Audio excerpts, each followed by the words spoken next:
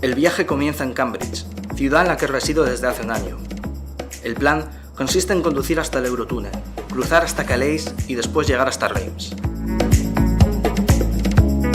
Comenzamos el viaje por la mañana, con un clima cálido, sin lluvia y sin mucho tráfico.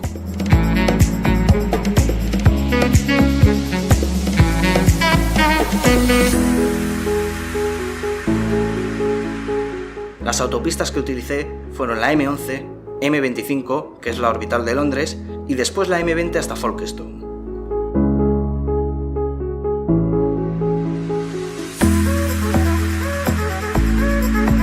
No pasó mucho tiempo hasta que empezó a llover, y tuve que prepararme para 1 hora más de viaje estando mojado.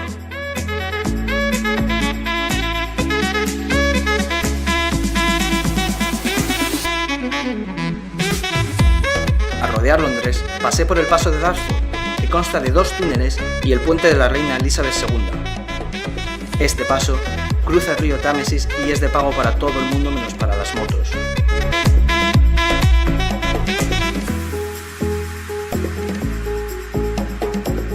Después de un buen rato en la M20, los carteles del Eurotúnel eran bastante frecuentes. Al tomar la salida, coches y motos tienen que conducir por el carril derecho, ya que el izquierdo es para camiones.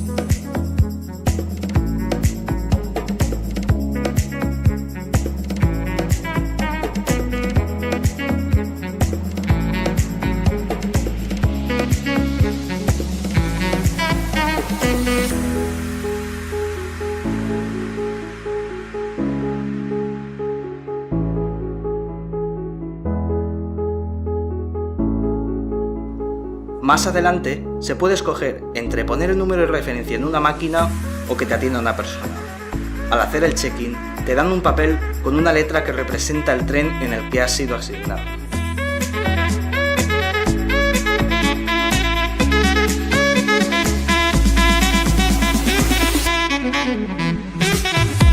Tras pasar la larga cola, se llega a los controles de pasaportes, primero el inglés y luego el francés.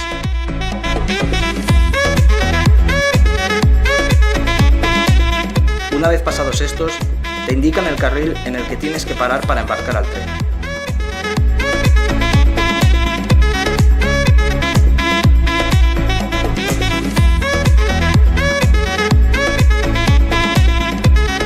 Los últimos en embarcar suelen ser las motos.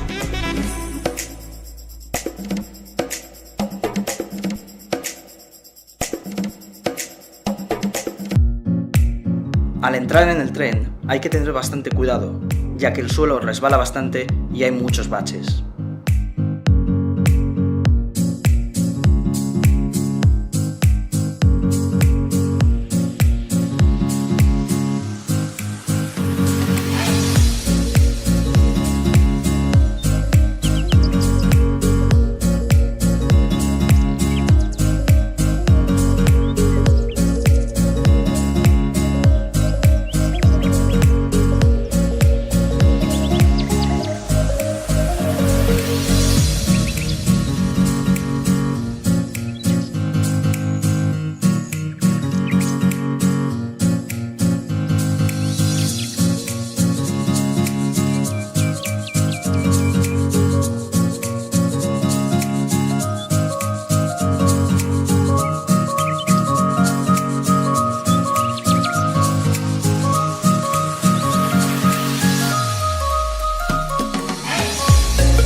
La duración del trayecto es de apenas 30 minutos.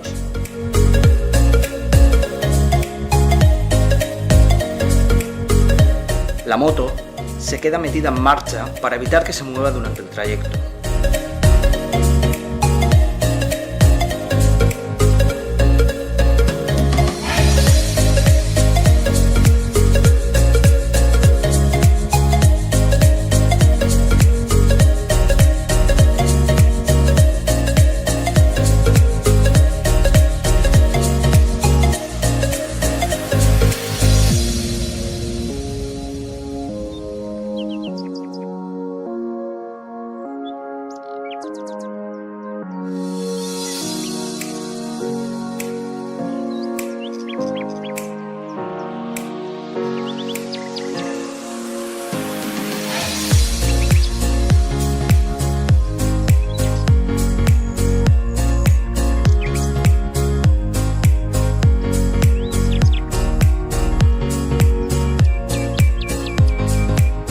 Una vez llegado a Francia, sorprende el aumento de la temperatura, los múltiples avisos de velocidad y de mantenerse en el carril correcto.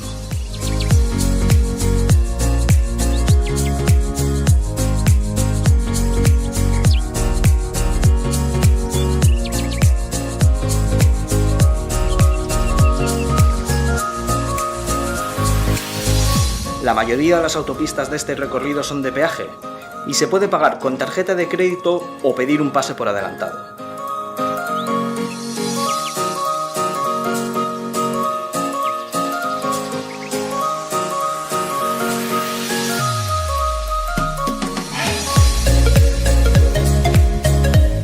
El segundo día empezó por la llegada a la ciudad de Reims por carreteras secundarias y luego a la ciudad de Estrasburgo.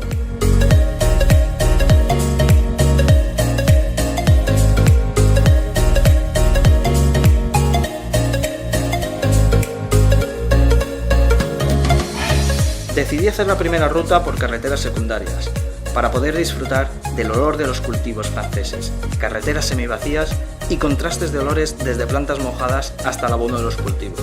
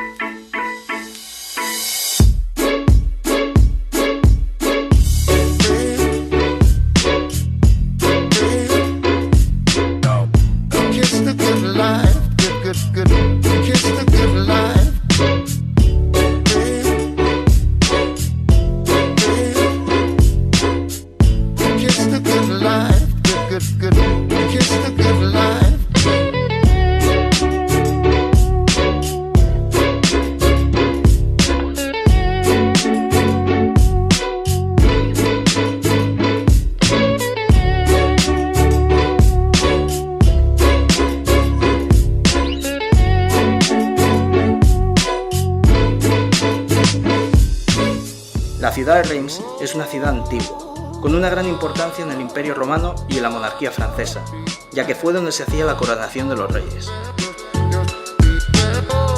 Abundan los tranvías y las calles de adoquines, que me llevaron directamente hasta la Catedral de Reims.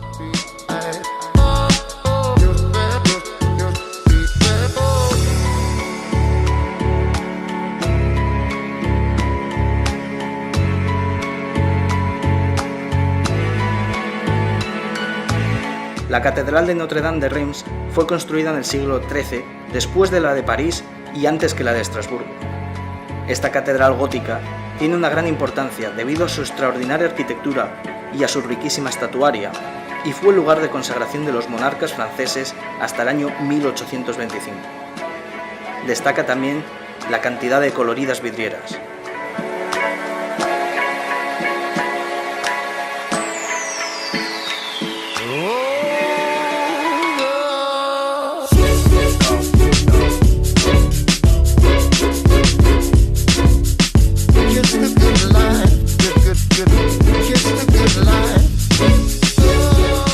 Una vez terminada la visita a Reims, mi próximo destino era Estrasburgo, esta vez por autopistas de peaje.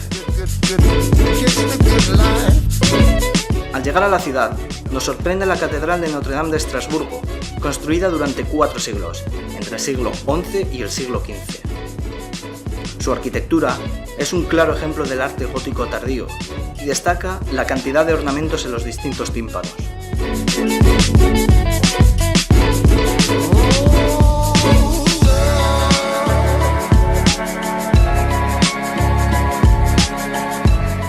Se hizo tarde y continué mi viaje hasta el siguiente camping, donde fui sorprendido al encontrarme las puertas abiertas, las zonas vacías y sin rastro de los dueños.